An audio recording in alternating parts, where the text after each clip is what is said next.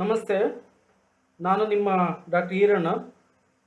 ಭಾರತ ಸಂವಿಧಾನದ ಶ್ರೇಷ್ಠ ಭಾಗವಾಗಿರುವಂಥ the preamble, Bharat ಸಂವಿಧಾನದ ಪ್ರಸ್ತಾವನೆ, ಈ ಟಾಪಿಕ್ ಬಗ್ಗೆ ಡಿಸ್ಕಷನ್ ಮಾಡೋಣ.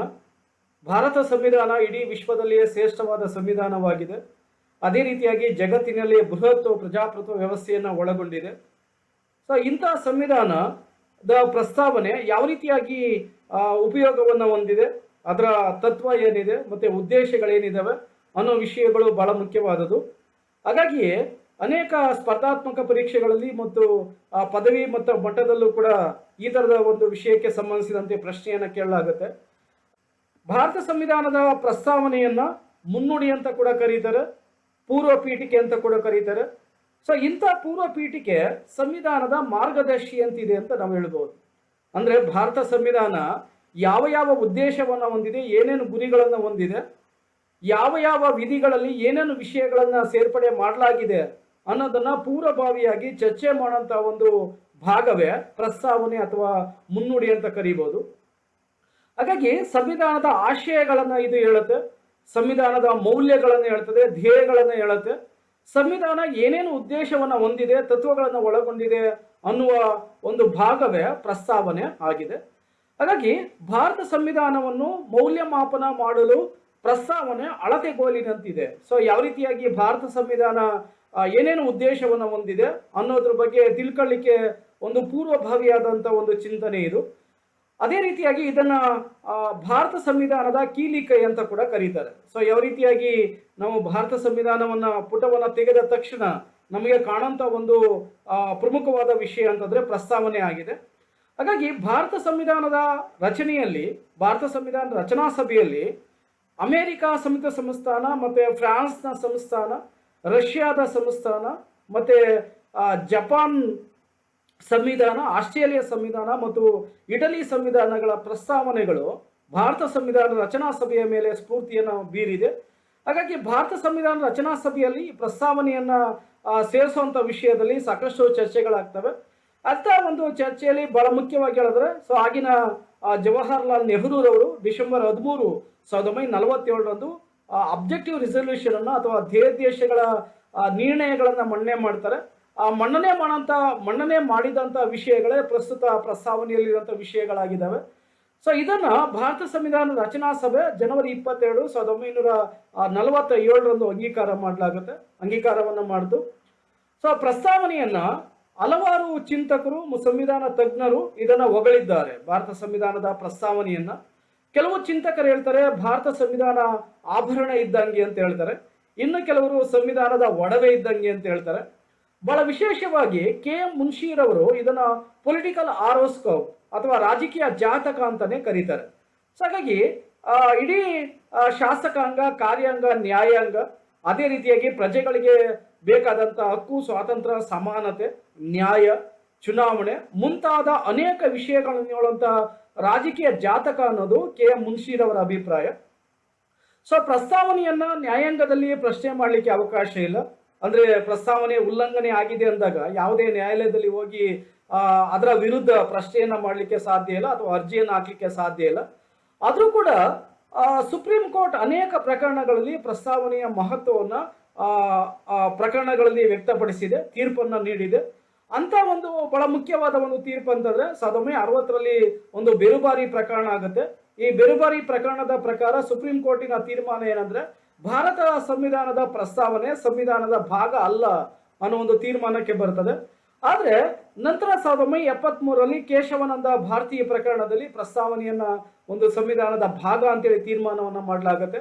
ಹಾಗಾಗಿ ಪ್ರಸ್ತಾವನೆ ಪ್ರಸ್ತುತ ಸಂವಿಧಾನದ ಒಂದು ಭಾಗವಾಗಿದೆ.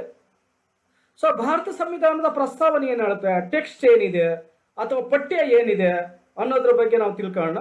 ಸೊ ಭಾರತದ ಪ್ರಜೆಗಳಾದ ನಾವು ಭಾರತವನ್ನು ಒಂದು ಸಾರ್ವಭೌಮ, ಸಮಾಜವಾದಿ, ಜಾತ್ಯತೀತ, ಪ್ರಜಾಸತ್ತಾತ್ಮಕ ಗಣರಾಜ್ಯವನ್ನಾಗಿ ರೂಪಿಸಲು ಅದರ ಸಮಸ್ತ ನಾಗರಿಕರಿಗೆ, ಅಂದರೆ ಭಾರತದ ನಾಗರಿಕರಿಗೆ ಸಾಮಾಜಿಕ, ಆರ್ಥಿಕ ಮತ್ತು ರಾಜಕೀಯ ನ್ಯಾಯವನ್ನು, ಅಭಿವ್ಯಕ್ತಿ, ನಂಬಿಕೆ, ಚಿಂತನೆ, ಭಕ್ತಿ ಮತ್ತು ಪೂಜಾ ಸ್ವಾತಂತ್ರ್ಯವನ್ನು, ಸ್ಥಾನಮಾನ ಮತ್ತು ಅವಕಾಶಗಳಲ್ಲಿ ಸಮಾನತೆಯನ್ನು ಎಲ್ಲರಿಗೂ ದೊರಕಿಸಿಕೊಡುವ ಸಲುವಾಗಿ ವ್ಯಕ್ತಿ ಗೌರವ ಮತ್ತು ರಾಷ್ಟ್ರದ ಏಕತೆ ಹಾಗೂ ಸಮಗ್ರತೆಯ ದೃಷ್ಟಿಯಿಂದ ಭ್ರಾತೃಭಾವನೆಯನ್ನು ಎಲ್ಲರಲ್ಲೂ ವೃದ್ಧಿಗೊಳಿಸುವ ಸಲುವಾಗಿ ದೃಢ ಸಂಕಲ್ಪ ಮಾಡಿ ನಮ್ಮ ಸಂವಿಧಾನ ರಚನಾ ಸಭೆಯಲ್ಲಿ ನವೆಂಬರ್ 26, 1949ರಂದು ನಮಗೆ ನಾವೇ ಕಾನೂನಾತ್ಮಕವಾಗಿ ಜಾರಿಗೊಳಿಸಿಕೊಂಡಿದ್ದೇವೆ. ಇದು ಭಾರತ ಸಂವಿಧಾನದಲ್ಲಿರುವಂತಹ ಪಠ್ಯ ಅಥವಾ ಟೆಕ್ಸ್ಟ್ ಅಂತೇಳಿ ಕರೀಬಹುದು. ಭಾರತ ಸಂವಿಧಾನದ ಪ್ರಸ್ತಾವನೆಯಲ್ಲಿ ಪ್ರಮುಖ 13 ವಿಷಯಗಳಿದಾವೆ. ಅಂದ್ರೆ ಸಾರ್ವಭೌಮ, ಸಮಾಜವಾದ, ಜಾತ್ಯತೀತ, ಪ್ರಜಾಸತ್ತಾತ್ಮಕ, ಆರ್ಥಿಕ ನ್ಯಾಯ, ರಾಜಕೀಯ ನ್ಯಾಯ, ಸಾಮಾಜಿಕ ನ್ಯಾಯ, ಈ ತರದ ಪದಗಳು 13 ಪ್ರಮುಖ ಪದಗಳಿದಾವೆ. ಆ ಪದಗಳು ಬಹಳ ಮುಖ್ಯವಾದುದು. ಸೊ ಅವುಗಳ ಆಧಾರದ ಮೇಲೆ ಭಾರತ ಸಂವಿಧಾನದ ರಚನೆಯಾಗಿದೆ. ಸಂವಿಧಾನದ ಗುರಿ ಮತ್ತು ಉದ್ದೇಶಗಳಿದ್ದಾವೆ ಮತ್ತು ತತ್ವಗಳಿದ್ದಾವೆ. ಸೊ ಹಾಗಾಗಿ ಇಂಥ ವಿಷಯಗಳು ಏನೇನಿದ್ದಾವೆ ಅನ್ನೋದ್ರ ಬಗ್ಗೆ ಒಂದಷ್ಟು ನಾವು ಚಿಂತನೆಯನ್ನ ಮಾಡೋಣ. ಸೊ ಭಾರತದ ಸಂವಿಧಾನದಲ್ಲಿ ಇವತ್ತೇನು ಪ್ರಸ್ತಾವನೆ ಇದೆ, ಆ ಪ್ರಸ್ತಾವನೆಯಲ್ಲಿ 3 ಪ್ರಮುಖ ಪದಗಳಿರಲಿಲ್ಲ. ಅಂದ್ರೆ ಮೂಲ ಸಂವಿಧಾನ ಜಾರಿಗೆ ಬಂದಾಗ, ಅಂದ್ರೆ ಜನವರಿ 26, 1950ರಂದು ಭಾರತ ಸಂವಿಧಾನ ಜಾರಿಗೆ ಬಂದಾಗ ಜಾತ್ಯತೀತ, ಸಮಾಜವಾದ, ಸಮಗ್ರತೆ ಎನ್ನುವ 3 ಪದಗಳಿರಲಿಲ್ಲ. ಆದರೆ 42ನೇ ತಿದ್ದುಪಡಿಯ ಪ್ರಕಾರ ಡಿಸೆಂಬರ್ 18, 1976ರಿಂದ ಜಾರಿಗೆ ಬರುವಂತೆ ಪ್ರಸ್ತಾವನೆಗೆ ಈ 3 ಪದಗಳನ್ನು ಸೇರ್ಪಡೆ ಮಾಡಲಾಗುತ್ತೆ. ಆಗಿನ ಶ್ರೀಮತಿ ಇಂದಿರಾ ಗಾಂಧಿಯವರ ಸರ್ಕಾರ ಈ ಒಂದು ಸ್ವರ್ಣ ಸಿಂಗ್ ಸಮಿತಿಯನ್ನು ನೇಮಕ ಮಾಡುತ್ತೆ. ಸ್ವರ್ಣ ಸಿಂಗ್ ಸಮಿತಿ ಈ 3 ಪದಗಳನ್ನ ಭಾರತ ಸಂವಿಧಾನದಲ್ಲಿ ಸೇರ್ಪಡೆ ಮಾಡಲಿಕ್ಕೆ ರೆಕಮೆಂಡೇಶನ್ ಮಾಡುತ್ತೆ. ಅದರ ಪ್ರಕಾರ ಈ 3 ಪದಗಳು ಭಾರತ ಸಂವಿಧಾನದಲ್ಲಿ ಸೇರ್ಪಡೆ ಆಗಿದ್ದಾವೆ. ಸಂವಿಧಾನದ ಪ್ರಸ್ತಾವನೆಯಲ್ಲಿರುವಂತ 5 ರತ್ನಗಳಂತ ಕರಿತೀವಿ. ಸೊ ಒಡವೆ ಅಂತ ಕೂಡ ಅದನ್ನ ಕರೀಬಹುದು, ಜೊತೆಗೆ ತತ್ವಗಳು ಅಂತ ಕೂಡ ಅದನ್ನ ಕರೀಬಹುದು. ಪರಮಾಧಿಕಾರ, ಜಾತ್ಯತೀತ, ಸಮಾಜವಾದ, ಪ್ರಜಾಪ್ರಭುತ್ವ ಮತ್ತು ಗಣರಾಜ್ಯ, ಈ 3 ಪದಗಳು ಸಂವಿಧಾನದ 5 ತತ್ವಗಳು ಅಥವಾ ರತ್ನಗಳಂತೇಳಿ ಇದನ್ನ ಕರೀತಾರೆ. ಸಂವಿಧಾನ ಆಶಯವನ್ನ ಹೊಂದಿದೆ.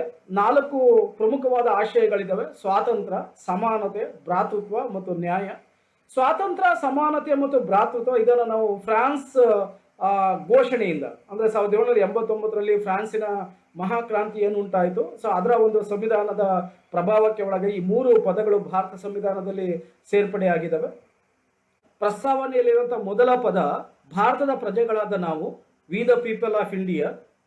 ಈ we the people of India ಅಥವಾ ಭಾರತದ ಪ್ರಜೆಗಳಾದ ನಾವು ಎನ್ನುವ ಪದವನ್ನು ಅಮೆರಿಕ ಸಂಯುಕ್ತ ಸಂಸ್ಥಾನದಿಂದ ನಾವು ಪ್ರಭಾವಕ್ಕೆ ಒಳಗಾಗಿದ್ದೀವಿ. ಅಂದ್ರೆ ಪ್ರಜೆಗಳಾದ ನಾವು ಎನ್ನುವ ಪದವನ್ನು ಅಮೆರಿಕ ಸಂಯುಕ್ತ ಸಂಸ್ಥಾನದಿಂದ ತಗೊಂಡಿದ್ದೀವಿ. ಸಾಮಾನ್ಯವಾಗಿ ವಿಶ್ವದ ಎಲ್ಲಾ ಸಂವಿಧಾನಗಳು ಕೂಡ ಪ್ರಾರಂಭವಾಗುವುದು ಆ ಪ್ರಸ್ತಾವನೆಯಿಂದನೇ, ಮುನ್ನುಡಿಯಿಂದನೇ. ಹಾಗಾಗಿನೇ ಅಮೆರಿಕ ಸಂಯುಕ್ತ ಸಂಸ್ಥಾನದ ಸಂವಿಧಾನ ಕೂಡ ಅದೇ ರೀತಿಯಾಗಿ ಪ್ರಾರಂಭ ಆಗುತ್ತೆ. ವಿಶ್ವಸಂಸ್ಥೆಯ ತಾಮ್ರಪಟದಲ್ಲೂ ಕೂಡ ಹೇಳುವಂತಹ ಪದ ಏನಂದ್ರೆ ವಿಶ್ವದ ಪ್ರಜೆಗಳಾದ ನಾವು ಎನ್ನುವ ಪದವನ್ನು ಬಳಕೆ ಮಾಡಲಾಗಿದೆ. ಅದೇ ರೀತಿಯಾಗಿ ಅಮೆರಿಕ, ಭಾರತ ಮತ್ತು ಇತರ ಸಂವಿಧಾನಗಳು ಕೂಡ ಆ ದೇಶದ ಪ್ರಜೆಗಳಾದ ನಾವು ಎನ್ನುವ ಪದದಿಂದನೇ ಪ್ರಾರಂಭ ಆಗುತ್ತೆ. ಹಾಗಾಗಿ ಪೂರ್ವ ಪೀಠಿಕೆಯಲ್ಲಿರುವಂತಹ ಮೊದಲ ಪದ ಎಂದರೆ ಭಾರತದ ಪ್ರಜೆಗಳಾದ ನಾವು, ಅಂದ್ರೆ ಭಾರತೀಯರು ಎನ್ನುವ ಒಂದು ಅರ್ಥವನ್ನು ಹೇಳುತ್ತದೆ. ಸೊ ನಮ್ಮ ಸಂವಿಧಾನ ಅಂದ್ರೆ ಭಾರತದ ಸಂವಿಧಾನ ಭಾರತೀಯರಿಂದಲೇ ರಚನೆಯಾಗಿದೆ. ಸೊ ರಾಜಕೀಯ ಅಧಿಕಾರ ಮೂಲವಾಗಿ ಪ್ರಜೆಗಳಲ್ಲಿದೆ. ಸೊ ಭಾರತದಲ್ಲಿ ಪ್ರಜಾಪ್ರಭುತ್ವ ವ್ಯವಸ್ಥೆ ಇದೆ. ಪ್ರಜಾಪ್ರಭುತ್ವ ವ್ಯವಸ್ಥೆ ಅಂತಂದಾಗ ಅಬ್ರಹಾಂ ಲಿಂಕನ್ ಅವರ ಧ್ಯೇಯ ವ್ಯಾಖ್ಯೆ ಪ್ರಜೆಗಳಿಂದ, ಪ್ರಜೆಗಳಿಗಾಗಿ, ಪ್ರಜೆಗಳಿಗೋಸ್ಕರ ಇರುವಂತಹ ಸರ್ಕಾರ ಪದ್ಧತಿಯೇ ಪ್ರಜಾಪ್ರಭುತ್ವ ಅಂತ ಹೇಳಿದೀವಿ. ಅಂತ ಒಂದು ಸರ್ಕಾರ ಪದ್ಧತಿಯನ್ನು ನಾವು ಅಳವಡಿಕೆ ಮಾಡ್ಕೊಂಡಿದ್ದೀವಿ. ಸೊ ಭಾರತ ಸಂವಿಧಾನದ ರಚನಾ ಸಭೆ ಪ್ರಾರಂಭವಾದಾಗ ಭಾರತದಲ್ಲಿ ಪ್ರತಿಕೂಲ ವಾತಾವರಣ ಇತ್ತು. ಪರೋಕ್ಷ ಚುನಾವಣೆಯ ಮೂಲಕ ಭಾರತದ ಸಂವಿಧಾನ ರಚನಾ ಸಭೆಯ ಸದಸ್ಯರನ್ನು ಆಯ್ಕೆ ಮಾಡಲಾಗುತ್ತೆ. ಹಲವಾರು ಧರ್ಮಗಳು, ಭಾಷೆ ಮತ್ತು ಜನಾಂಗ ಮತ್ತು ಜಾತಿಯ ಹಿನ್ನೆಲೆ ಹೊಂದಿರುವಂತಹ ಸದಸ್ಯರನ್ನ ಸಂವಿಧಾನ ರಚನಾ ಸಭೆಗೆ ನೇಮಕ ಮಾಡಲಾಗುತ್ತೆ. ಸೊ ಹಾಗಾಗಿ ಭಾರತ ಸಂವಿಧಾನದ ರಚನಾ ಸಭಾ ಸದಸ್ಯರನ್ನ ಪರೋಕ್ಷವಾಗಿ ಆಯ್ಕೆ ಮಾಡಲಾಗಿದೆ ಅನ್ನೋ ಒಂದು ಆರೋಪ ಇದ್ರೂ ಕೂಡ ಭಾರತ ಸಂವಿಧಾನ ಭಾರತೀಯರಿಂದಲೇ ರಚನೆ ಆಗಿದೆ ಅನ್ನೋದನ್ನ ಭಾರತದ ಪ್ರಜೆಗಳಾದ ನಾವು ಎನ್ನುವ ಪದ ಚರ್ಚೆಯನ್ನ ಮಾಡುತ್ತೆ. ಹಾಗಾಗಿ ಭಾರತ ಸಂವಿಧಾನ ರಚನೆ ಮಾಡುವಂತ ಸಂದರ್ಭದಲ್ಲಿ ಒಂದು ಸಾಮಾಜಿಕ, ಆರ್ಥಿಕ ಮತ್ತು ರಾಜಕೀಯ ಪರಿಸ್ಥಿತಿಗಳು ಚೆನ್ನಾಗಿರ್ಲಿಲ್ಲ. ಸೊ ಹಾಗಾಗಿ ಪ್ರತಿಕೂಲ ವಾತಾವರಣ ಇದ್ದಿದ್ದರಿಂದ ಪ್ರತ್ಯಕ್ಷ ಚುನಾವಣೆಯನ್ನು ನಡೆಸಲಿಕ್ಕೆ ಸಾಧ್ಯ ಆಗಿಲ್ಲ. ಸೊ ಯಾಕೆಂದರೆ ಯಾವುದೇ ಒಂದು ಲಿಖಿತ ಸಂವಿಧಾನ ಅಂತಂದಾಗ ಅದು ಪ್ರತ್ಯಕ್ಷ ಚುನಾವಣೆಗೆ ಒಳಪಡಬೇಕು. ಆದರೆ ಭಾರತದ ಒಂದು ಸಂವಿಧಾನ ಜಾರಿಯಾದಂತಹ ಸಂದರ್ಭದಲ್ಲಿ, ರಚನೆ ಆದಂತಹ ಸಂದರ್ಭದಲ್ಲಿ ಆಗ ಒಳ್ಳೆ ವಾತಾವರಣ ಇರಲಿಲ್ಲ. ಹಾಗಾಗಿ ಭಾರತದ ಎಲ್ಲ ಧರ್ಮ, ಜಾತಿ, ಸಮುದಾಯಗಳಿಂದ ಸಂವಿಧಾನ ರಚನಾ ಸಭೆಯ ಸದಸ್ಯರನ್ನ ನೇಮಕ ಮಾಡಲಾಗುತ್ತೆ. ಸೊ ಆದ್ದರಿಂದ ಈ ತರದ ಏನೇ ವಿರೋಧಗಳಿದ್ರು ಕೂಡ ಭಾರತದ ಸಂವಿಧಾನ ರಚನೆ ಆಗಿರೋದು ಯಾರಿಂದ ಅಂದ್ರೆ ಸೊ ಭಾರತೀಯರಿಂದಲೇ ರಚನೆ ಆಗಿದೆ ಅನ್ನೋ ಒಂದು ಅರ್ಥವನ್ನ ಭಾರತದ ಪ್ರಜೆಗಳಾದ ನಾವು ಎನ್ನುವ ಪದ ಅರ್ಥೈಸುತ್ತದೆ. ಭಾರತ ಸಂವಿಧಾನದ ಪ್ರಸ್ತಾವನೆಯ ಎರಡನೇ ಪ್ರಮುಖವಾದ ಚಿಂತನೆ ಎಂದರೆ ಸಾರ್ವಭೌಮ ರಾಷ್ಟ್ರ ಅಥವಾ ಪರಮಾಧಿಕಾರ ರಾಷ್ಟ್ರ, ಸಾವರಿನ್ ಸ್ಟೇಟ್. ಭಾರತ ಒಂದು ಸ್ವತಂತ್ರ ರಾಷ್ಟ್ರವಾಗಿದೆ, ಅಂದರೆ ಯಾವುದೇ ಅನ್ಯ ದೇಶದ ಅಧೀನಕ್ಕೆ ಒಳಗಾಗಿಲ್ಲ. ಭಾರತ ಸ್ವತಂತ್ರವಾದಂಥ ವಿದೇಶಾಂಗ ನೀತಿಯನ್ನು ನಿರೂಪಣೆ ಮಾಡುವಂಥ ಮತ್ತು ಜಾರಿಗೆ ತರುವಂಥ ಒಂದು ರಾಷ್ಟ್ರವಾಗಿದೆ. ಹಾಗಾಗಿ ಯಾವುದೇ ಒಂದು ರಾಷ್ಟ್ರ ವಿದೇಶಾಂಗ ನೀತಿಯನ್ನು ಜಾರಿಗೆ ತರಬೇಕಾದ್ರೆ ಅದು ಸಾರ್ವಭೌಮ ರಾಷ್ಟ್ರವಾಗಿರಬೇಕು. ಭಾರತ ಇತರ ರಾಷ್ಟ್ರದ ಅಧೀನಕ್ಕೆ ಒಳಗಾಗಿಲ್ಲ, ತನ್ನದೇ ಆದ ಒಂದು ನೀತಿಯನ್ನು ಆಂತರಿಕವಾಗಿ ಮತ್ತು ಬಾಹ್ಯವಾಗಿ ಕಾನೂನನ್ನು ಜಾರಿಗೆ ತರಲಿಕ್ಕೆ ಅವಕಾಶಗಳಿದ್ದಾವೆ. ಹಾಗಾಗಿ ಆಂತರಿಕ ಮತ್ತು ಬಾಹ್ಯವಾಗಿ ಒಂದು ಭಾರತ ಸ್ವತಂತ್ರ ರಾಷ್ಟ್ರವಾಗಿರೋದ್ರಿಂದ ಇಲ್ಲಿ ತನ್ನಿಚ್ಛೆಯ ವಿದೇಶಾಂಗ ನೀತಿಯನ್ನು ಜಾರಿಗೆ ತರಲಿಕ್ಕೆ ಅವಕಾಶಗಳಿದ್ದಾವೆ. ಸೊ ಭಾರತ ಹಲವಾರು ವಿದೇಶಾಂಗ ನೀತಿಯನ್ನು ಜಾರಿಗೆ ತಂದಿದೆ. ಸೊ ವಿಶ್ವಸಂಸ್ಥೆಗೆ ಸದಸ್ಯತ್ವವನ್ನು ಹೊಂದುವಂಥದ್ದು, ಇಡೀ ವಿಶ್ವದಲ್ಲಿ ತಟಸ್ಥ ನೀತಿಯನ್ನು ಅನುಸರಿಸುವಂಥದ್ದು, ಆಮೇಲೆ ಯಾವ ದೇಶಗಳಲ್ಲಿ ಸಮಸ್ಯೆಗಳು ಉಂಟಾಗ್ತವೆ ಅಂಥ ಸಮಸ್ಯೆಗಳು ಆಗುವಂಥ ಒಂದು ರಾಷ್ಟ್ರಗಳಿಗೆ ಸ್ಪಂದಿಸುವಂಥದ್ದು, ಈ ರೀತಿಯಾದ ವಿದೇಶಾಂಗ ನೀತಿಯನ್ನು ಜಾರಿಗೆ ತಂದಿದೆ. ಬಹಳ ಮುಖ್ಯವಾಗಿ ಅಲಿಪ್ತ ನೀತಿ, ಪಂಚಶೀಲ ತತ್ವ ಇವುಗಳು ಇಡೀ ವಿಶ್ವಕ್ಕೆ ಗಮನವನ್ನು ಸೆಳೆದಿವೆ ಮತ್ತು ಇಡೀ ವಿಶ್ವದ ರಾಜ್ಯಗಳಿಗೆ ಪ್ರಭಾವವನ್ನು ಬೀರಿದ್ದಾವೆ. ಅದರಲ್ಲಿ ಬಹಳ ಮುಖ್ಯವಾಗಿ ಭಾರತ ಕಾಮನ್ವೆಲ್ತ್ ಒಕ್ಕೂಟಕ್ಕೆ ಸದಸ್ಯತ್ವವನ್ನು ಪಡ್ಕೊಂಡಿದೆ. ಅಂದರೆ ಬ್ರಿಟಿಷ್ ರಾಣಿ ಇದರ ಒಂದು ಅಧ್ಯಕ್ಷರಾಗಿರ್ತಾರೆ, ಕಾಮನ್ವೆಲ್ತ್ನ ಒಕ್ಕೂಟದ ಅಧ್ಯಕ್ಷರಾಗಿರ್ತಾರೆ. ಸೊ ಕಾಮನ್ವೆಲ್ತ್ ಒಕ್ಕೂಟ ಅಂದಾಗ ಇಡೀ ವಿಶ್ವದಲ್ಲಿ ಯಾವ ಯಾವ ದೇಶಗಳು ಬ್ರಿಟಿಷರ ಸಾಮ್ರಾಜ್ಯಶಾಹಿ ನೀತಿಗೆ ಒಳಗಾಗಿದ್ವು ಅಂಥ ದೇಶಗಳು ಸ್ವತಂತ್ರವನ್ನು ಹೊಂದಿದ ನಂತರ ಒಂದು ಒಕ್ಕೂಟವನ್ನು ರಚನೆ ಮಾಡ್ಕೊಳ್ತವೆ. ಆ ಒಕ್ಕೂಟವನ್ನೇ ಕಾಮನ್ವೆಲ್ತ್ ಒಕ್ಕೂಟ ಅಂತೇಳಿ ಕರೆಯಲಾಗುತ್ತೆ. ಆಗ ಭಾರತ ಸ್ವಾತಂತ್ರ್ಯ ಹೊಂದಿದಂಥ ಸಂದರ್ಭದಲ್ಲಿ ನೆಹರೂರವರು ಈ ಕಾಮನ್ವೆಲ್ತ್ ಒಕ್ಕೂಟಕ್ಕೆ ಸೇರ್ಪಡೆ ಆಗೋದ್ರ ಬಗ್ಗೆ, ಭಾರತವನ್ನು ಸೇರ್ಪಡೆ ಮಾಡೋದ್ರ ಬಗ್ಗೆ ಹಲವಾರು ಜನರು ವಿರೋಧವನ್ನು ವ್ಯಕ್ತಪಡಿಸ್ತಾರೆ. ಆಗ ನೆಹರು ಏನು ಹೇಳ್ತಾರೆ ಅಂತಂದರೆ, ಸೊ ಭಾರತ ಸ್ವತಂತ್ರ ರಾಷ್ಟ್ರ ಯಾವತ್ತಿಗೂ ಕೂಡ ಇನ್ನೊಂದು ರಾಷ್ಟ್ರಕ್ಕೆ ಅಡಿಯಾಳಾಗಿಲ್ಲ, ಬೇಕಾದಾಗ ನಾವು ಕಾಮನ್ವೆಲ್ತ್ ಒಕ್ಕೂಟದಿಂದ ಹೊರಗಡೆ ಬರ್ಬೋದು ಅನ್ನೋ ಒಂದು ಅಭಿಪ್ರಾಯವನ್ನು ಜವಾಹರಲಾಲ್ ನೆಹರು ಅಭಿಪ್ರಾಯವನ್ನು ವ್ಯಕ್ತಪಡಿಸ್ತಾರೆ. ಭಾರತದ ವಿದೇಶಾಂಗ ನೀತಿಗೆ ಭದ್ರ ಬುನಾದಿಯನ್ನು ಹಾಕೊಟ್ಟಂತ ಬಹಳ ಪ್ರಮುಖವಾದ ವ್ಯಕ್ತಿ ಅಂತಂದ್ರೆ ನೆಹರು ಅಂತ ನಾವು ಕರೀಬಹುದು. ನೆಹರೂರವರು 1955ರಲ್ಲಿ ಅಲಿಪ್ತ ನೀತಿಯನ್ನು ಜಾರಿಗೆ ತರ್ತಾರೆ. ಅಲಿಪ್ತ ನೀತಿ ಅಂತಾರೆ ಇಡೀ ವಿಶ್ವದ 2 ಸೇನಾಕೂಟಗಳಿಗೆ ಬೆಂಬಲವನ್ನು ನೀಡದೆ ಅಥವಾ ಸಪೋರ್ಟ್ ಅನ್ನ ಮಾಡದೆ ತಟಸ್ಥವಾಗಿ ಭಾರತ ಇರೋದನ್ನ ಅಲಿಪ್ತ ನೀತಿ ಅಂತ ಕರಿತೀವಿ. ಅಂದ್ರೆ ಪ್ರಜಾಪ್ರಭುತ್ವ ವ್ಯವಸ್ಥೆಯನ್ನು ಬೆಂಬಲಿಸುವಂತ ಅಮೆರಿಕ ಒಂದು ಸೇನಾಕೂಟ ಮತ್ತು ಮಿತ್ರ ಬಣಗಳು, ಅದೇ ರೀತಿಯಾಗಿ ಸಮಾಜವಾದವನ್ನ ಬೆಂಬಲಿಸುವಂತ ಒಂದು ಸೇನಾಕೂಟ, ಅದು ರಷ್ಯಾದ ಒಕ್ಕೂಟ ಅಥವಾ ಬೆಂಬಲಿಗರು. ಅಂದ್ರೆ ಅಮೆರಿಕ ಮತ್ತು ರಷ್ಯಾ ಶೀತಲ ಸಮರದ ಸಂದರ್ಭದಲ್ಲಿ ಈ ರೀತಿಯಾದ ಒಂದು 2 ಸೇನಾಕೂಟಗಳಾಗಿ ಮಾರ್ಪಾಡಾಗ್ತವೆ. ಆಗ ಭಾರತ ಆ 2 ಶಕ್ತಿ ಬಣಗಳಿಗೆ ಅಥವಾ 2 ಸೇನಾಕೂಟಗಳಿಗೆ ಸೇರ್ಪಡೆ ಆಗದೆ ನಾವು ಸ್ವತಂತ್ರವಾಗಿರ್ತೀವಿ ಅನ್ನೋದೇ ಒಂದು ಅಲಿಪ್ತ ನೀತಿಯಾಗಿದೆ. ಯಾಕಂದ್ರೆ ಭಾರತ ಪ್ರಾಚೀನ ಕಾಲದಿಂದಲೂ ಕೂಡ ಒಂದು ಶಾಂತಿಯುತ ರಾಷ್ಟ್ರ ಆಗಿರೋದ್ರಿಂದ ಶಾಂತಿಯನ್ನು ಇಡೀ ವಿಶ್ವಕ್ಕೆ ಪ್ರಚಾರ ಮಾಡೋದೇ ಭಾರತದ ಉದ್ದೇಶ ಆಗಿತ್ತು. ಯಾಕಂದ್ರೆ ಮಹಾತ್ಮ ಗಾಂಧೀಜಿ, ಅದರಲ್ಲಿ ಬಹಳ ಮುಖ್ಯವಾಗಿ ಇನ್ನೂ ಪೂರ್ವವಾಗಿ ನೋಡಿದರೆ ಭಗವಾನ್ ಬುದ್ಧ, ಮಹಾವೀರ ಮುಂತಾದ ಶಾಂತಿ ಪ್ರಿಯ ರಾಷ್ಟ್ರ ಇದಾಗಿತ್ತು. ಸೊ ಹಾಗಾಗಿ ಭಾರತವನ್ನ ಇಡೀ ವಿಶ್ವಕ್ಕೆ ಶಾಂತಿ ಅನ್ನೋದನ್ನ ತೋರಿಸ್ಬೇಕಾಗಿತ್ತು. ಅಂತ ಒಂದು ಚಿಂತನೆಯೇ ಅಲಿಪ್ತ ನೀತಿಯಾಗಿದೆ. ಅದರ ಜೊತೆಗೆ ಪಂಚಶೀಲ ತತ್ವವನ್ನು ಜಾರಿಗೆ ತಂದಿದೆ. ಪಂಚಶೀಲ ತತ್ವ ಅಂತಂದಾಗ ಭಾರತ ಅನ್ಯ ರಾಷ್ಟ್ರಗಳ ಮೇಲೆ ವಿನಾಕಾರಣ ಯುದ್ಧವನ್ನ ಮಾಡೋದಿಲ್ಲ ಅನ್ನೋ ಒಂದು ಅಭಿಪ್ರಾಯ ಈ ಪಂಚಶೀಲ ತತ್ವದಲ್ಲಿದೆ. ಸೊ ಈ ಪಂಚಶೀಲ ತತ್ವ ಭಗವಾನ್ ಬುದ್ಧ ಅವರ ಒಂದು 5 ತತ್ವಗಳೇನಿದ್ದಾವೆ ಆ 5 ತತ್ವಗಳ ಒಂದು ಹೋಲಿಕೆಯನ್ನು ಇದು ಒಳಗೊಂಡಿದೆ. ಸೊ ಹಾಗಾಗಿ ಭಾರತ ಸ್ಥಾಪನೆ ಮಾಡಿದಂಥ ಬಹಳ ಮುಖ್ಯವಾದಂಥ ಒಂದು ಸಂಘ ಅಂತಂದ್ರೆ ಸಾರ್ಕ್ ಸದಸ್ಯ ರಾಷ್ಟ್ರ.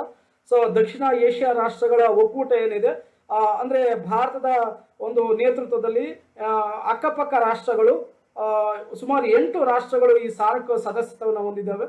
1985ರ ಡಿಸೆಂಬರ್ 8ರಂದು ಢಾಕಾದಲ್ಲಿ ಇದನ್ನ ಮೊದಲ ಬಾರಿಗೆ ಸ್ಥಾಪನೆ ಮಾಡ್ಬೇಕಂತೇಳಿ ತೀರ್ಮಾನ ಮಾಡಲಾಗುತ್ತೆ. ಹಾಗಾಗಿ ಭಾರತದ ಅಕ್ಕಪಕ್ಕ ರಾಷ್ಟ್ರಗಳು ಮೊದಲು 7 ಇದ್ವು, ಈಗ 8. ಅಫ್ಘಾನಿಸ್ತಾನ ಹೊಸದಾಗಿ ಸೇರ್ಪಡೆಯಾಗಿ 8 ರಾಷ್ಟ್ರಗಳಾಗಿದ್ದಾವೆ. ಹಾಗಂತೇಳಿ ಭಾರತ ಯಾವುದೇ ಒಂದು ದೇಶಕ್ಕೆ ಅಡಿಯಾಳ ಆಗೋದಿಲ್ಲ. ಹಾಗಾಗಿ ಭಾರತವನ್ನು ಒಂದು ಸಾರ್ವಭೌಮ ರಾಷ್ಟ್ರ ಅಂತೇಳಿ ಕರೀಬಹುದು. ಸೊ ಸಾರ್ವಭೌಮ ರಾಷ್ಟ್ರ ಅಂತಂದಾಗ ಅದನ್ನ ಪರಮಾಧಿಕಾರ ರಾಷ್ಟ್ರ ಅಂತ ಕೂಡ ಕರೀಬಹುದು. ಪರಮಾಧಿಕಾರ ಅಥವಾ ಸಾರ್ವಭೌಮ ರಾಷ್ಟ್ರ ಅಂದ್ರೆ ಪರಮ ಶ್ರೇಷ್ಠ ಅಧಿಕಾರ ಇರ್ತದೆ. ಆಮೇಲೆ ತನ್ನ ಅಧಿಕಾರವನ್ನು ಯಾರೂ ಕೂಡ ಪ್ರಶ್ನೆ ಮಾಡಲಿಕ್ಕೆ ಸಾಧ್ಯ ಇರೋದಿಲ್ಲ. ಸೊ ಅಂತ ಒಂದು ಅಧಿಕಾರವನ್ನ ಸಾರ್ವಭೌಮ ಅಧಿಕಾರ ಅಥವಾ ಪರಮ ಅಧಿಕಾರವನ್ನು ಹೊಂದಿರುವಂಥ ರಾಷ್ಟ್ರ ಅಂತೇಳಿ ಕರೀಬೋದು. ಮೂರನೇ ಪ್ರಮುಖವಾದ ಒಂದು ಅಂಶ ಸಮಾಜವಾದ ರಾಷ್ಟ್ರ. ಅಂದರೆ ಭಾರತದ ಪ್ರಜೆಗಳಾದ ನಾವು ಭಾರತವನ್ನು ಸಾರ್ವಭೌಮ ಸಮಾಜವಾದ ರಾಷ್ಟ್ರ ಅಂತೇಳಿ ನಾವು ಕರಿತೀವಿ. ಸೊ ಸಮಾಜವಾದ ರಾಷ್ಟ್ರವನ್ನಾಗಿ ಮಾಡೋದು ಭಾರತದ ಉದ್ದೇಶ. ಸಮಾಜವಾದದ ಅರ್ಥ ಏನಂದ್ರೆ ಸಂಪತ್ತಿನ ಸಮಾನ ಹಂಚಿಕೆ ಸಮಾಜವಾದ ಆಗಿದೆ.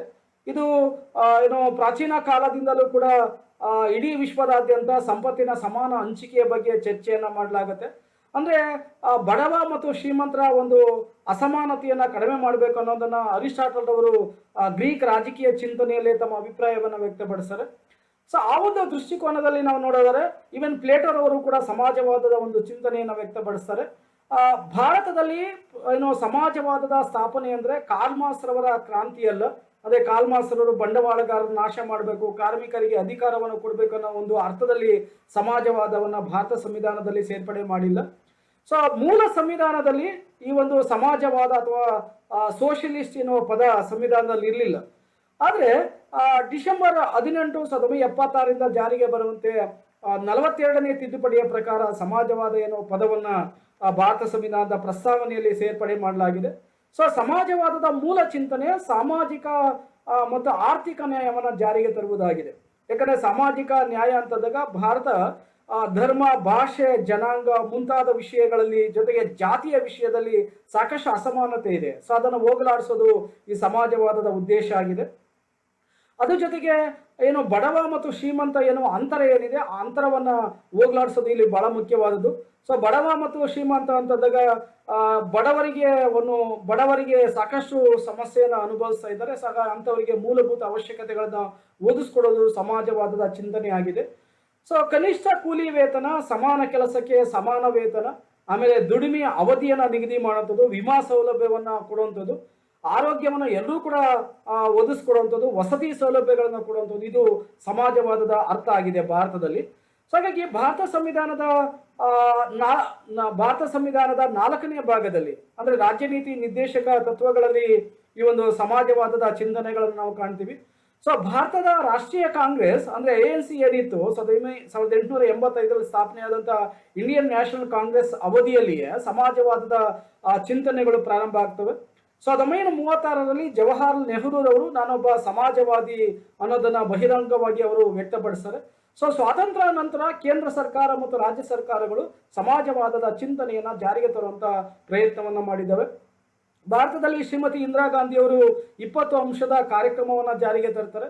ಆಮೇಲೆ ಬಹಳ ಮುಖ್ಯವಾಗಿ ಬ್ಯಾಂಕ್ಗಳ ರಾಷ್ಟ್ರೀಕರಣವನ್ನ ಮಾಡ್ತಾರೆ. ಭೂ ಸುಧಾರಣಾ ಕಾಯ್ದೆಗಳನ್ನ ಜಾರಿಗೆ ತರ್ತಾರೆ. ಇವೆಲ್ಲವೂ ಕೂಡ ಸಮಾಜವಾದದ ಚಿಂತನೆಗಳಾಗಿದ್ದಾವೆ. ಸೊ ಸಮಾಜವಾದದ ಚಿಂತನೆ ಅಂತಂದಾಗ ಈ ರೀತಿಯಾಗಿ ಕಾರ್ಮಿಕರ ಒಂದು ಸೌಲಭ್ಯವನ್ನು ಒದಗಿಸ್ಕೊಡುವಂಥದ್ದು, ಮತ್ತೆ ದುಡಿಮೆಗಾರರ ಸೌಲಭ್ಯವನ್ನು ಒದಗಿಸ್ಕೊಡುವಂಥದ್ದು, ಸಾಮಾಜಿಕ ನ್ಯಾಯವನ್ನು ಒದಗಿಸ್ಕೊಡುವಂಥದ್ದು, ಸಾಮಾಜಿಕ ಸಮಾನತೆಯನ್ನು ಒದಗಿಸ್ಕೊಡೋದು ಭಾರತದಲ್ಲಿ ಸಮಾಜವಾದ ಚಿಂತನೆಯ ಅಭಿಪ್ರಾಯವಾಗಿದೆ.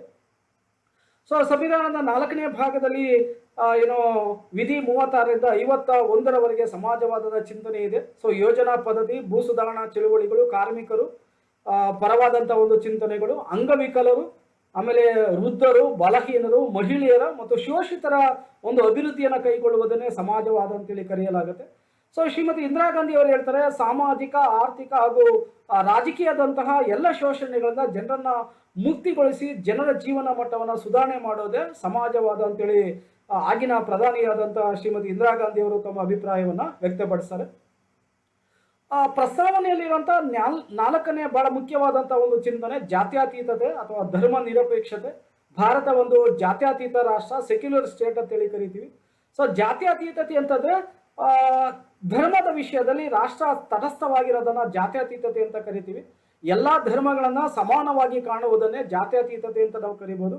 ವಿಶ್ವದಲ್ಲಿ ಅನೇಕ ರಾಷ್ಟ್ರಗಳು ಜಾತ್ಯತೀತ ರಾಷ್ಟ್ರಗಳಾಗಿದ್ದಾವೆ. ರಷ್ಯಾ, ಸ್ವಿಟ್ಜರ್ಲ್ಯಾಂಡ್, ಅಮೆರಿಕ ಸಂಯುಕ್ತ ಸಂಸ್ಥಾನ, ಬ್ರಿಟನ್, ಭಾರತ, ಈ ತರ ಹಲವಾರು ದೇಶಗಳಲ್ಲಿ ಹಲವಾರು ಧರ್ಮಗಳಿದ್ದಾವೆ. ಹಲವಾರು ಧರ್ಮಗಳಿದ್ರೂ ಕೂಡ ಒಂದು ದೇಶಕ್ಕೆ ಅಧಿಕೃತವಾದಂತಹ ಧರ್ಮ ಇರೋದಿಲ್ಲ. ಸೊ ಹಾಗಾಗಿ ಒಂದು ದೇಶಕ್ಕೆ ಅಧಿಕೃತವಾದ ಧರ್ಮವನ್ನ ಘೋಷಣೆ ಮಾಡದೇ ಇದ್ದಾಗ ಅದನ್ನೇ ಜಾತ್ಯತೀತ ರಾಷ್ಟ್ರ ಅಂತೇಳಿ ಕರಿತೀವಿ, ಸೆಕ್ಯುಲರ್ ಸ್ಟೇಟ್ ಅಂತ ಕರಿತೀವಿ. ಸೊ ಧರ್ಮ ವಿಷಯದಲ್ಲಿ ರಾಷ್ಟ್ರ ತಟಸ್ಥವಾಗಿರ್ತದೆ, ಅಥವಾ ಒಂದು ಧರ್ಮವನ್ನ ರಾಷ್ಟ್ರ ಧರ್ಮ ಅಂತೇಳಿ ಘೋಷಣೆಯನ್ನ ಮಾಡಿರೋದಿಲ್ಲ. ಸೊ ಭಾರತಕ್ಕೆ ಯಾವುದೇ ರೀತಿಯಾದ ಒಂದು ಅಧಿಕೃತ ಧರ್ಮ ಇಲ್ಲ. ಸೊ ಬರ್ಮಾ, ಪಾಕಿಸ್ತಾನ, ಬಾಂಗ್ಲಾದೇಶ ಈ ದೇಶಗಳು ಒಂದೊಂದು ಧರ್ಮವನ್ನು ಅಧಿಕೃತ ಧರ್ಮ ಅಂತೇಳಿ ಘೋಷಣೆ ಮಾಡ್ಕೊಂಡಿದ್ವಿ. ಆದರೆ ಭಾರತಕ್ಕೆ ಯಾವುದೇ ಒಂದು ಅಧಿಕೃತ ಧರ್ಮ ಇಲ್ಲ. ಸೊ ಭಾರತದಲ್ಲಿರುವ ಎಲ್ಲ ಧರ್ಮಗಳನ್ನು ಕೂಡ ಸಮಾನವಾಗಿ ಕಾಣಲಾಗಿದೆ. ಸೊ ಹಾಗಾಗಿನೇ ಭಾರತ ಸಂವಿಧಾನದ 14ನೇ ವಿಧಿ ಹೇಳುತ್ತೆ, ಕುಲ, ಧರ್ಮ, ಜಾತಿ, ಲಿಂಗ, ಭಾಷೆ ಮುಂತಾದ ವಿಷಯದಲ್ಲಿ ಯಾರನ್ನು ಕೂಡ ಏನು ಅಸಮಾನತೆಯನ್ನು ಸೃಷ್ಟಿ ಮಾಡಬಾರ್ದು. ಪ್ರತಿಯೊಬ್ಬರು ಕೂಡ ಕಾನೂನು ಮುಂದೆ ಸಮಾನರು ಅಂತ ಹೇಳುತ್ತೆ. ಅದೇ ರೀತಿಯಾಗಿ 15ನೇ ವಿಧಿ ಕೂಡ ಹೇಳ್ತಾರೆ. ಸೊ ಯಾವುದೇ ಒಂದು ಧರ್ಮವನ್ನ ಸರ್ಕಾರಿ ಕಚೇರಿಗಳಿಗೆ, ಸರ್ಕಾರಿ ಶಾಲಾ ಕಾಲೇಜುಗಳಿಗೆ ಮತ್ತು ಇತರೆ ಶಾಲಾ ಕಾಲೇಜುಗಳಿಗೆ ಮತ್ತು ಸರ್ಕಾರಿ ರಸ್ತೆಗಳಿಗೆ, ಸಾರ್ವಜನಿಕ ಸ್ನಾನಘಟ್ಟಗಳಿಗೆ ಯಾವುದೇ ಒಂದು ಧರ್ಮವನ್ನ ನಿರಾಕರಣೆ ಮಾಡಬಾರ್ದು, ಪ್ರವೇಶಕ್ಕೆ ಸಂಬಂಧಿಸಿದಂತೆ ಅಂತ ಹೇಳುತ್ತೆ. ಅದೇ ರೀತಿಯಾಗಿ ಧಾರ್ಮಿಕ ಸ್ವಾತಂತ್ರ್ಯವನ್ನು 25ನೇ ವಿಧಿಯಿಂದ 28ನೇ ವಿಧಿಯವರೆಗೆ ಚರ್ಚೆಯನ್ನ ಮಾಡಲಾಗಿದೆ ಮೂಲಭೂತ ಹಕ್ಕುಗಳಲ್ಲಿ. ಇಲ್ಲಿ ಒಂದು ಧರ್ಮವನ್ನ ಯಾರು ಬೇಕಾದ್ರೂ ಕೂಡ ಅನುಸರಣೆ ಮಾಡಲಿಕ್ಕೆ ಅವಕಾಶ ಇದೆ.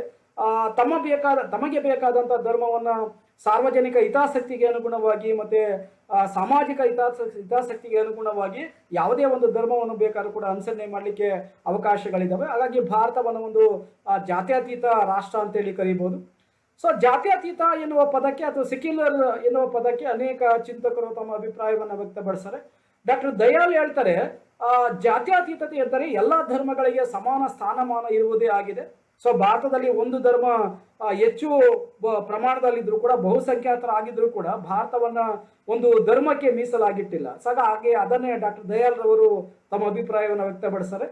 ಡಿ.ಕೆ. ಬರುವ ಅವರ ಅಭಿಪ್ರಾಯದಲ್ಲಿ ಜಾತ್ಯತೀತತೆ ಅಂದರೆ ಎಲ್ಲ ಧರ್ಮಗಳು ಎಷ್ಟೇ ದೊಡ್ಡದಿರಲಿ ಅಥವಾ ಚಿಕ್ಕದಿರಲಿ ಸಮಾನವಾದ ಸ್ಥಾನಮಾನ, ಗೌರವ ಹಾಗೂ ಸಮಾನತೆಯನ್ನ ವ್ಯಕ್ತಪಡಿಸುವುದನ್ನೇ ಜಾತ್ಯತೀತ ಅಂತ ಕರಿತೀವಿ. ಸೊ ಹಾಗಾಗಿ ಡಾಕ್ಟರ್ ಬರುವ ಬಹಳ ಸ್ಪಷ್ಟವಾಗಿ ಈ ಜಾತ್ಯತೀತತೆ ಅಂದ್ರೆ ಏನು ಅನ್ನೋದನ್ನ ಹೇಳ್ತಾರೆ. ಸೊ ಜವಾಹರ್ಲಾಲ್ ನೆಹರು ಕೂಡ ಈ ಜಾತ್ಯತೀತತೆ ಅಂದ್ರೆ ಏನು ಅಂತ ಹೇಳ್ತಾರೆ, ಎಲ್ಲಾ ಧರ್ಮಗಳಿಗೂ ಸಮಾನ ಸ್ಥಾನಮಾನವಿರಬೇಕು ಮತ್ತು ಬಹುಸಂಖ್ಯಾತರು ಮತ್ತು ಅಲ್ಪಸಂಖ್ಯಾತರ ನಡುವೆ ಸಹಕಾರ ಇರುವುದೇ ಜಾತ್ಯತೀತತೆ ಅಂತೇಳಿ ಬಹಳ ಸ್ಪಷ್ಟವಾಗಿ ಹೇಳ್ತಾರೆ. ಯಾಕಂದ್ರೆ ಪ್ರಜಾಪ್ರಭುತ್ವ ಅಂದ್ರೆ ಅದೇನೆ. ಸೊ ಬಹುಸಂಖ್ಯಾತರು ಅಲ್ಪಸಂಖ್ಯಾತರ ಮೇಲೆ ದೌರ್ಜನ್ಯವನ್ನ ಮಾಡದಿರುವುದನ್ನೇ ನಾವು ಪ್ರಜಾಪ್ರಭುತ್ವದ ಚಿಂತನೆಯಲ್ಲಿ ನಾವು ಕಾಣ್ತೀವಿ. ಸೊ ಭಾರತವು ಅನೇಕ ಧರ್ಮಗಳ ಸಮ್ಮಿಳಿತವಾಗಿದೆ. ಹಲವಾರು ಧರ್ಮಗಳಿದಾವೆ. ಸೊ ಹಲವಾರು ಧರ್ಮಗಳ ನಡುವೆ ಪರಸ್ಪರ ಬಾಂಧವ್ಯವನ್ನು ಉಂಟು ಮಾಡುವಂತ ಒಂದು ವಿಚಾರವನ್ನ ಭಾರತ ಸಂವಿಧಾನ ವ್ಯಕ್ತಪಡಿಸ್ತದೆ. ಸೊ ಅನೇಕ ವಿಧಿಗಳಲ್ಲಿ ಜಾತ್ಯತೀತತೆಯ ಒಂದು ವಿಷಯಗಳನ್ನು ನಾವು ಚರ್ಚೆ ಮಾಡಿದ್ದೀವಿ. ಸೊ ಆದರೂ ಕೂಡ ಇತ್ತೀಚಿನ ದಿನಗಳಲ್ಲಿ ಜಾತ್ಯತೀತತೆಗೆ ಧಕ್ಕೆ ತರುವಂತ ಅನೇಕ ಪ್ರಕರಣಗಳು ನಡೀತಾ ಇದ್ದಾವೆ. ಸೊ ಅಯೋಧ್ಯೆ ಪ್ರಕರಣ ಆಗಿರ್ಬೋದು, ಗುಜರಾತಿನ ಗಲಭೆಗಳಾಗಿರ್ಬೋದು, ಆಮೇಲೆ ಚರ್ಚು, ಮಸೀದಿ, ಮಂದಿರಗಳ ಮೇಲೆ ದಾಳಿ ಆಗ್ತಾ ಇರೋಂಥದ್ದಾಗಿರ್ಬೋದು. ಜೊತೆಗೆ ಭಯೋತ್ಪಾದನೆ ಕೂಡ ಭಾರತದ ಜಾತ್ಯತೀತತೆಗೆ ಧಕ್ಕೆ ತರುವಂತಹ ಕೆಲಸಗಳು ಆಗ್ತಾ ಇದ್ದಾವೆ. ಸೊ ಹಾಗಾಗಿ ಇಷ್ಟೆಲ್ಲ ಇದ್ರೂ ಕೂಡ ಭಾರತ ಒಂದು ಜಾತ್ಯತೀತ ರಾಷ್ಟ್ರ ಆಗಿದೆ.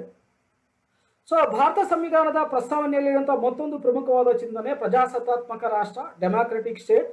ಸೊ ಇಡೀ ವಿಶ್ವದಲ್ಲಿಯೇ ಬೃಹತ್ ಪ್ರಜಾಪ್ರಭುತ್ವ ವ್ಯವಸ್ಥೆಯನ್ನು ಹೊಂದಿರುವಂತಹ ದೇಶ ಅಂದ್ರೆ ಭಾರತ ಆಗಿದೆ. ಸೊ ಹಾಗಾಗಿ ಇಡೀ ವಿಶ್ವದಲ್ಲಿ ಅತಿ ಹೆಚ್ಚು ಮತದಾರರು ಇರುವಂತಹ ದೇಶ ಅಂದ್ರೆ ಭಾರತ. ಭಾರತ ಸಂವಿಧಾನ ರಚನಾಕಾರರು ಭಾರತದಲ್ಲಿ ಪ್ರಜಾಪ್ರಭುತ್ವ ವ್ಯವಸ್ಥೆಯನ್ನು ಬೆಂಬಲಿಸ್ತಾರೆ. ಪರೋಕ್ಷ ಪ್ರಜಾಪ್ರಭುತ್ವ ವ್ಯವಸ್ಥೆ ಭಾರತದಲ್ಲಿದೆ. ಸೊ ಪ್ರಜೆಗಳೆಲ್ಲರೂ ಕೂಡ ಆಳ್ವಿಕೆಯನ್ನು ಮಾಡಲಿಕ್ಕೆ ಸಾಧ್ಯ ಇಲ್ಲ. ಹಾಗಾಗಿ ತಮ್ಮ ಪ್ರತಿನಿಧಿಗಳನ್ನು ಆಯ್ಕೆ ಮಾಡ್ತಾರೆ. ಹಾಗಾಗಿ ಇದನ್ನ ಪರೋಕ್ಷ ಪ್ರಜಾಪ್ರಭುತ್ವ ಚಿಂತನೆ ಅಂತ ಕರೀತೀವಿ. ಇದಕ್ಕೆ ಕಾರಣ ಏನಂದ್ರೆ ಭಾರತದ ಇತಿಹಾಸವೇ ಇದಕ್ಕೆ ಕಾರಣ. ಸೊ ಪ್ರಜಾಪ್ರಭುತ್ವ ಅಂತಂದ್ರೆ ಪ್ರಜೆಗಳೇ ಪ್ರಭುಗಳು, ಪ್ರಜೆಗಳಲ್ಲಿ ಅಧಿಕಾರ ಇರುವಂಥದ್ದು. ಸೊ ಪ್ರಜೆಗಳು ಸರ್ಕಾರದ ಕೆಲಸ ಕಾರ್ಯಗಳನ್ನ ಅಥವಾ ಸರ್ಕಾರದ ತೀರ್ಮಾನವನ್ನ ಮಾಡಿದಾಗ ಅದನ್ನು ನಾವು ಪ್ರಜಾಪ್ರಭುತ್ವ ಅಂತ ಕರಿತೀವಿ. ಪ್ರಜಾಪ್ರಭುತ್ವದ ಮೂಲ ವ್ಯಾಖ್ಯಾನಗಳು ಅಥವಾ ದೇಶಗಳಂದ್ರೆ ಸ್ವಾತಂತ್ರ್ಯ, ಸಮಾನತೆ, ಭ್ರಾತೃತ್ವ ಮತ್ತು ನ್ಯಾಯ ಆಗಿದೆ. ಸೊ ಇದನ್ನು ನಾವು ಪ್ರಜಾಪ್ರಭುತ್ವ ಅಂತ ಕರಿತೀವಿ. ಪ್ರಜೆಗಳಿಗೆ ಆಸ್ತಿ ಹಕ್ಕನ್ನ ಪ್ರಜಾಪ್ರಭುತ್ವ ಬೆಂಬಲಿಸುತ್ತೆ. ಸೊ ಪ್ರಜೆಗಳು ಅಧಿಕಾರವನ್ನು ಹೊಂದಿರೋದನ್ನ ಪ್ರಜಾಪ್ರಭುತ್ವ ಅಂತ ಕರಿತೀವಿ. ಅಬ್ರಹಾಂ ಲಿಂಕನ್ ಹೇಳ್ತಾರೆ, ಪ್ರಜೆಗಳಿಂದ ಪ್ರಜೆಗಳಿಗಾಗಿ ಪ್ರಜೆಗಳಿಗೋಸ್ಕರ ಇರುವಂತಹ ಸರ್ಕಾರ ಪದ್ಧತಿಯ ಪ್ರಜಾಪ್ರಭುತ್ವ ಅಂತೇಳಿ ಕರೀತಾರೆ. ಸೊ ಪ್ರಜೆಗಳು ರಾಜಕೀಯ ಪರಮಾಧಿಕಾರವನ್ನು ಹೊಂದಿದ್ರೆ ಅದನ್ನ ಪ್ರಜಾಪ್ರಭುತ್ವ ಅಂತೇಳಿ ಕರೀಬಹುದು. ಸೊ ಭಾರತದ ಕೇಂದ್ರದಲ್ಲಿ ಲೋಕಸಭೆ, ರಾಜ್ಯದಲ್ಲಿ ವಿಧಾನಸಭೆ ಮತ್ತು ಪಂಚಾಯತ್ ರಾಜ್ ಅಂದ್ರೆ ಗ್ರಾಮ ಪಂಚಾಯಿತಿ, ಆಮೇಲೆ ತಾಲೂಕು ಪಂಚಾಯಿತಿ, ಜಿಲ್ಲಾ ಪಂಚಾಯಿತಿ, ನಗರಸಭೆ, ಪುರಸಭೆ ಮುಂತಾದ ಸದಸ್ಯರನ್ನ ನೇಮಕ ಮಾಡ್ತಾರೆ. ಸೊ ಸರ್ಕಾರ ರಚನೆ ಆಗೋದು ಯಾರಿಂದ ಅಂದ್ರೆ ಪ್ರಜೆಗಳಿಂದ. ಸೊ ಪ್ರಜೆಗಳಿಂದ ಸರ್ಕಾರ ರಚನೆ ಆಗೋದ್ರಿಂದ ಭಾರತವನ್ನ ಒಂದು ಪ್ರಜಾಸತ್ತಾತ್ಮಕ ರಾಷ್ಟ್ರ ಅಂತೇಳಿ ಕರಿತೀವಿ. ಸೊ ಪ್ರಜೆಗಳಲ್ಲಿ ಅಧಿಕಾರ ಇದೆ. ಸರ್ಕಾರವನ್ನ ರಚಿಸುವ, ಸರ್ಕಾರವನ್ನ ಬದಲಾವಣೆ ಮಾಡುವಂತ ಅಧಿಕಾರ ಪ್ರಜೆಗಳಲ್ಲಿ ಇದೆ. ಹಾಗಾಗಿ ಇದನ್ನ ಒಂದು ಪ್ರಜಾಸತ್ತಾತ್ಮಕ ರಾಷ್ಟ್ರ ಅಂತೇಳಿ ಕರೀಬಹುದು. ಪ್ರಜೆಗಳು ಜನರ ಹಿತಕ್ಕೆ ವಿರುದ್ಧವಾಗಿ ಆಡಳಿತವನ್ನ ನಡೆಸಿದಾಗ ಅಂತ ಸರ್ಕಾರವನ್ನ ಬದಲಾಯಿಸಿ ಹೊಸ ಸರ್ಕಾರವನ್ನು ರಚನೆ ಮಾಡೋಂಥ ಅಧಿಕಾರ ಪ್ರಜೆಗಳಿಗಿದೆ. ಹಾಗಾಗಿ ಇದು ಪ್ರಜಾಪ್ರಭುತ್ವದಲ್ಲಿ ಮಾತ್ರ ಸಾಧ್ಯ. ಬಹಳ ಮುಖ್ಯವಾಗಿ ಪ್ರಜೆಗಳಿಗೆ ಚುನಾವಣೆಯಲ್ಲಿ ಮತ ಚಲಾವಣೆಯನ್ನು ಮಾಡುವಂಥ ಅಧಿಕಾರ ಇದೆ. ಚುನಾವಣೆಯಲ್ಲಿ ಸ್ಪರ್ಧೆ ಮಾಡುವಂಥ ಅಧಿಕಾರ ಇದೆ. ಸರ್ಕಾರವನ್ನು ಟೀಕಿಸುವಂಥ ಅಧಿಕಾರ, ಆಮೇಲೆ ಬೇಕಾದ ಸಂಘ ಸಂಸ್ಥೆಗಳನ್ನ ಕಟ್ಕೊಳ್ಳುವಂಥ ಅಥವಾ ರಾಜಕೀಯ ಪಕ್ಷಗಳನ್ನ ಸ್ಥಾಪನೆ ಮಾಡುವಂಥ ಅಧಿಕಾರ ಇದೆ. ರಾಷ್ಟ್ರದ ಅತ್ಯುನ್ನತ ಹುದ್ದೆಗಳನ್ನ ಪಡೆಯುವಂಥ ಅಧಿಕಾರ ಇದೆ. ವಾಕ್ ಸ್ವಾತಂತ್ರ್ಯ, ಅಭಿವ್ಯಕ್ತನಾ ಸ್ವಾತಂತ್ರ್ಯ ಅದು ಪ್ರಜೆಗಳಿಗಿದೆ. ಜೊತೆಗೆ ಸರ್ಕಾರಿ ಹುದ್ದೆಯನ್ನು ಪಡೆಯುವಂಥ ಅಧಿಕಾರ ಕೂಡ ಪ್ರಜೆಗಳಿಗಿದೆ. ಸೊ ಇದನ್ನು ನಾವು ಪ್ರಜಾಪ್ರಭುತ್ವ ಅಂತ ಕರಿತೀವಿ. ಸೊ ಪ್ರಜಾಪ್ರಭುತ್ವ ಬಹಳ ಮುಖ್ಯವಾದಂಥ ಒಂದು ಜನರ ದಾರಿದೀಪ ಆಗಿದೆ. ಸೊ ಪ್ರಜೆಗಳು ಇಡೀ ವಿಶ್ವದಲ್ಲಿ ಹೆಚ್ಚು ಯಾವ ಸರ್ಕಾರ ಪದ್ಧತಿಯನ್ನು ಬೆಂಬಲಿಸ್ತಾರೆ ಅಂದರೆ ಪ್ರಜಾಪ್ರಭುತ್ವವನ್ನು ಬೆಂಬಲಿಸ್ತಾರೆ. ಹಾಗಾಗಿ ಇದುವರೆಗೆ ಸುಮಾರು ಕೇಂದ್ರದಲ್ಲಿ 15 ಸರ್ಕಾರಗಳು ತಮ್ಮ ಅಧಿಕಾರವನ್ನು ಚಲಾವಣೆ ಮಾಡಿದವು. ಪ್ರಜೆಗಳು ತಮ್ಮ ಮತವನ್ನು ಚಲಾವಣೆ ಮಾಡೋದ್ರ ಮೂಲಕ. ಭಾರತ ಸಂವಿಧಾನದ ಪ್ರಸ್ತಾವನೆಯ ಮತ್ತೊಂದು ತತ್ವ ಗಣರಾಜ್ಯ, ರಿಪಬ್ಲಿಕ್. ಗಣರಾಜ್ಯ ಅಂತಂದ್ರೆ ಅರಸೊತ್ತಿಗೆಗೆ ವಿರುದ್ಧವಾಗಿರೋದನ್ನ ಗಣರಾಜ್ಯ ಅಂತ ಕರಿತೀವಿ. ಸೊ ಅರಸೊತ್ತಿಗೆಯನ್ನ ಬೆಂಬಲಿಸದೇ ಇದ್ದಾಗ ಅದನ್ನ ಗಣರಾಜ್ಯ ಅಂತ ಕರೀಬಹುದು. ಸೊ ಗಣರಾಜ್ಯ ಅಂದ್ರೆ ರಾಜ್ಯಗಳ ಒಕ್ಕೂಟ ಅಲ್ಲ. ಸೊ ಗಣರಾಜ್ಯ ಅಂದ್ರೆ ಬಹಳ ಸ್ಪಷ್ಟವಾಗಿ ನೀವು ಅರ್ಥ ಮಾಡ್ಕೋಬೇಕಾಗತ್ತೆ. ಅರಸೊತ್ತಿಗೆಗೆ ವಿರುದ್ಧವಾಗಿರೋದನ್ನ ಗಣರಾಜ್ಯ ಅಂತ ಕರೀಬಹುದು. ಅಥವಾ ಇನ್ನೂ ಒಂದು ಅರ್ಥದಲ್ಲಿ ಹೇಳಿದರೆ ರಾಷ್ಟ್ರದ ಪ್ರಥಮ ಪ್ರಜೆಯನ್ನು ಅಥವಾ ರಾಜ್ಯದ ಮುಖ್ಯಸ್ಥನನ್ನ ಚುನಾವಣೆಯ ಮೂಲಕ ಆಯ್ಕೆ ಮಾಡಿದಾಗ ಅದನ್ನ ಗಣರಾಜ್ಯ ಅಂತ ಕರಿತೀವಿ. ಸೊ ಭಾರತ ಮತ್ತೆ ಅಮೆರಿಕ ಸಂಯುಕ್ತ ಸಂಸ್ಥಾನ ಒಂದು ಗಣರಾಜ್ಯ ಆಗಿದೆ. ಅದರ ಜೊತೆಗೆ ಸ್ವಿಟ್ಜರ್ಲ್ಯಾಂಡ್ ಕೂಡ ಒಂದು ಗಣರಾಜ್ಯ ಆಗಿದೆ. ಯಾಕೆಂದ್ರೆ ಈ ದೇಶಗಳ ರಾಷ್ಟ್ರದ ಮುಖ್ಯಸ್ಥನನ್ನ ಅಥವಾ ಪ್ರಥಮ ಪ್ರಜೆಯನ್ನ ಚುನಾವಣೆಯ ಮೂಲಕ ಆಯ್ಕೆ ಮಾಡಲಾಗುತ್ತೆ. ಸೊ ಭಾರತದಲ್ಲಿ ರಾಷ್ಟ್ರಪತಿ, ಅಮೆರಿಕ ಸಂಯುಕ್ತ ಸಂಸ್ಥಾನದಲ್ಲಿ ಅಧ್ಯಕ್ಷ. ಬಹಳ ಮುಖ್ಯವಾಗಿ ನಾವು ಈ ಗಣರಾಜ್ಯ ಅಂತಂದಾಗ ಮುಖ್ಯಸ್ಥರನ್ನ ಚುನಾವಣೆಯ ಮೂಲಕ ಆಯ್ಕೆ ಮಾಡಿದಾಗ ಅದನ್ನ ಗಣರಾಜ್ಯ ಅಂತ ಕರೀಬಹುದು.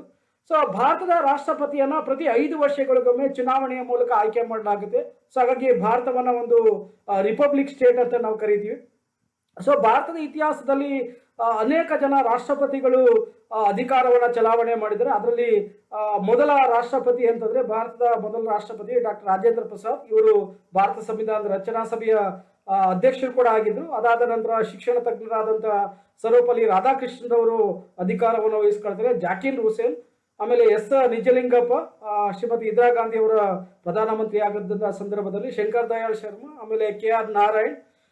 ಬಹಳ ಮುಖ್ಯವಾಗಿ ಮಕ್ಕಳ ಪ್ರಿಯ ಮತ್ತು ಏನು ಅಣ್ವಸ್ತ್ರವನ್ನ ಬೆಂಬಲಿಸಿದಂತ ಡಾಕ್ಟರ್ APJ ಅಬ್ದುಲ್ ಕಲಾಂ ಅವರು ಕೂಡ ಭಾರತದ ರಾಷ್ಟ್ರಪತಿಯಾಗಿ ಅಧಿಕಾರವನ್ನು ಚಲಾಯಿಸಿದ್ರು. ಪ್ರತಿಭಾ ಪಟೇಲ್ ಮೊದಲ ಭಾರತದ ಮಹಿಳಾ ರಾಷ್ಟ್ರಪತಿ ಅಂತೇಳಿ ಕರೀತಾರೆ. ಪ್ರಣಬ್ ಮುಖರ್ಜಿ ಮುಂತಾದ ಏನು ರಾಷ್ಟ್ರಪತಿಗಳು ಭಾರತದ ಅಧಿಕಾರವನ್ನು ಹಿಡಿದು ಭಾರತವನ್ನ ಇಡೀ ವಿಶ್ವದಲ್ಲಿಯೇ ಬೆಳೆಸಿದ್ದಾರೆ. ಹಾಗಾಗಿ ಪ್ರಜಾಪ್ರಭುತ್ವನ ರಕ್ಷಣೆ ಮಾಡಿದ್ದಾರೆ ಮತ್ತೆ ಸಂವಿಧಾನವನ್ನು ರಕ್ಷಣೆ ಮಾಡುವಂತಹ ಕೆಲಸ ಕಾರ್ಯವನ್ನು ಕೂಡ ರಾಷ್ಟ್ರಪತಿಗಳು ಮಾಡಿದ್ದಾರೆ. ಹಾಗಾಗಿ ಭಾರತವನ್ನ ಒಂದು ಗಣರಾಜ್ಯ ಅಂತ ಹೇಳಿ ಕರಿತೀವಿ.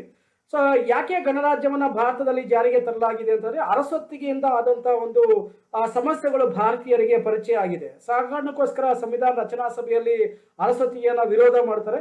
ಯಾಕಂದ್ರೆ ಭಾರತವನ್ನು ಆಳ್ವಿಕೆ ಮಾಡಿದಂತ ಬ್ರಿಟಿಷರು ಇಂದಿಯೂ ಕೂಡ ಅರಸೊತ್ತಿಗೆಯನ್ನ ತಗೊಂಡಿದ್ದಾರೆ. ಹಾಗಾಗಿ ಬ್ರಿಟನ್ ಅನ್ನ ನಾವು ಗಣರಾಜ್ಯ ಅಂತ ಹೇಳಿ ಕರೀಲಿಕ್ಕೆ ಸಾಧ್ಯ ಇಲ್ಲ. ಯಾಕಂದ್ರೆ ಅಲ್ಲಿ ಅರಸೊತ್ತಿಗೆ ಅಥವಾ ರಾಜ ವ್ಯವಸ್ಥೆ ಇಂದಿಯೂ ಕೂಡ ಇದೆ. ಆದ್ರೆ ಭಾರತದ ಇತಿಹಾಸ ಬಹುತೇಕ ಅರಸರ ಆಳ್ವಿಕೆಯನ್ನು ಮಾಡಿದ್ರು ಕೂಡ ಭಾರತ ಸಂವಿಧಾನ ರಚನಾ ಸಭೆಯಲ್ಲಿ ಗಣರಾಜ್ಯಕ್ಕೆ ಬೆಂಬಲವನ್ನ ನೀಡ್ತಾರೆ. ಭಾರತ ಸಂವಿಧಾನದ ಪ್ರಸ್ತಾವನೆಯಲ್ಲಿ ಬಹಳ ಪ್ರಮುಖವಾದಂತಹ ಮತ್ತೊಂದು ಚಿಂತನೆ ಜಸ್ಟಿಸ್, ನ್ಯಾಯ.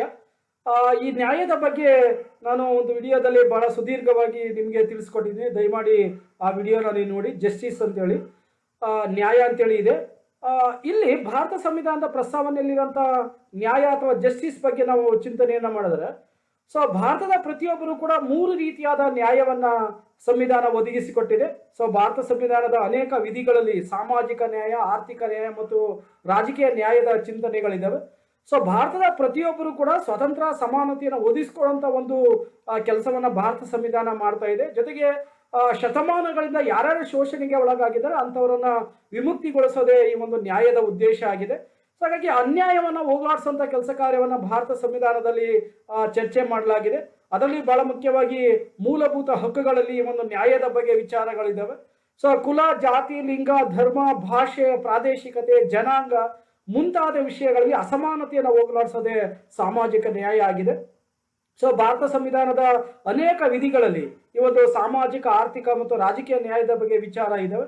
ಸೊ ಅದರಲ್ಲಿ ಬಹಳ ಮುಖ್ಯವಾಗಿ ಮೊದಲನೇ ಚಿಂತನೆ ಸಾಮಾಜಿಕ ನ್ಯಾಯ. ಸಾಮಾಜಿಕ ನ್ಯಾಯ ಅಂದಾಗ ಭಾರತ ಶತಮಾನಗಳಿಂದ ಕೂಡ ಕೆಲವೊಂದು ವರ್ಗವನ್ನ ಶೋಷಣೆಗೆ ಒಳಪಡಿಸುವಂತ ಒಂದು ಉದಾಹರಣೆಗಳಿದ್ದಾವೆ. ಅದರಲ್ಲಿ ಬಹಳ ಮುಖ್ಯವಾಗಿ ಜಾತಿ ವ್ಯವಸ್ಥೆಯನ್ನು ನೋಡಿದರೆ, ಆಮೇಲೆ ಮಹಿಳೆಯರ ವಿಷಯಕ್ಕೆ ನೋಡಿದರೆ, ಅಸ್ಪೃಶ್ಯರ ವಿಷಯಕ್ಕೆ ನೋಡಿದರೆ ಸೊ ಅನೇಕ ಶೋಷಣೆಗಳಾಗಿದ್ದಾವೆ. ಶೂದ್ರನ ಶೋಷಣೆ ಮಾಡಲಾಗಿದೆ. ಸೊ ಅದನ್ನು ದೂರ ಮಾಡುವಂಥದ್ದು ಭಾರತ ಸಂವಿಧಾನದ ಉದ್ದೇಶ. ಸೊ ಎಲ್ಲ ಶೋಷಣೆಗಳನ್ನ ವಿಮುಕ್ತಿಗೊಳಿಸೋದು ಪ್ರಜೆಗಳನ್ನ ಈ ಒಂದು ನ್ಯಾಯದ ಚಿಂತನೆ ಹೊಂದಿದೆ. ಸೊ ಸಂವಿಧಾನದ ಮೂಲ ಧ್ಯೇಯ ಕೂಡ ಅದೇನೆ, ಸಾಮಾಜಿಕ ನ್ಯಾಯವನ್ನ ಜಾರಿಗೆ ತರುವಂಥದ್ದಾಗಿದೆ. ಬಹಳ ಮುಖ್ಯವಾಗಿ ಮಹಿಳೆಯರ ಮೇಲೆ ಆಗ್ತಾರಂತಹ ಶೋಷಣೆಯನ್ನು ಹೋಗಲಾಡಿಸೋದು, ಅದಕ್ಕೋಸ್ಕರ ಅನೇಕ ಕಾನೂನುಗಳಿದ್ದಾವೆ. 2005ರಲ್ಲಿ ಮಹಿಳಾ ದೌರ್ಜನ್ಯ ತಡೆ ಕಾಯ್ದೆಯನ್ನು ಸಂವಿಧಾನದ ಅಧೀನಕ್ಕೆ ಅನುಗುಣವಾಗಿ ರಚನೆ ಮಾಡಲಾಗಿದೆ. ಸೊ ಮಕ್ಕಳ ಮತ್ತು ಬಡವರ ಆಮೇಲೆ ದಲಿತರ ಮೇಲೆ ನಡೀತಾ ಇರುವಂತಹ ದೌರ್ಜನ್ಯಗಳನ್ನು ಹೋಗಲಾಡಿಸೋದು ಇದರ ಉದ್ದೇಶ ಆಗಿದೆ. ಸೊ 1955ರಲ್ಲಿ ನಾಗರಿಕ ಹಕ್ಕುಗಳ ಕಾಯ್ದೆಯನ್ನು ಜಾರಿಗೆ ತಂದು ಸೊ ಅಸ್ಪೃಶ್ಯರ ಮೇಲೆ ನಡೀತಾ ಇರುವಂತಹ ದೌರ್ಜನ್ಯವನ್ನು ತಡೆಗಟ್ಟುವಂತ ಒಂದು ಸಂವಿಧಾನವನ್ನ ವಿಧಿ 17 ಆಧಾರದ ಮೇಲೆ ಜಾರಿಗೆ ತರಲಾಗಿದೆ. ಸೊ ಬಡವರ ಒಂದು ಅಭಿವೃದ್ಧಿಗೆ ಸಂಬಂಧಿಸಿದಂತೆ, ಮಕ್ಕಳ ರಕ್ಷಣೆಗೆ ಸಂಬಂಧಿಸಿದಂತೆ ಭಾರತ ಸಂವಿಧಾನದ 24ನೇ ವಿಧಿಯಲ್ಲಿ ಚರ್ಚೆಯನ್ನ ಮಾಡಲಾಗಿದೆ. 18 ವರ್ಷದ ಕೆಳಗಿನ ವಯಸ್ಸಿನ ಮಕ್ಕಳಿಗೆ ಈ ಪ್ರಾಣಕ್ಕೆ ಧಕ್ಕೆ ತರುವಂತಹ ಕಾರ್ಖಾನೆಗಳಲ್ಲಿ ಅಥವಾ ಗಣಿಗಳಲ್ಲಿ ಕೆಲಸ ಮಾಡಲಿಕ್ಕೆ ಅವಕಾಶವನ್ನು ಭಾರತ ಸಂವಿಧಾನ 24ನೇ ವಿಧಿ ಪ್ರಕಾರ ನಿಷೇಧ ಮಾಡಿದೆ.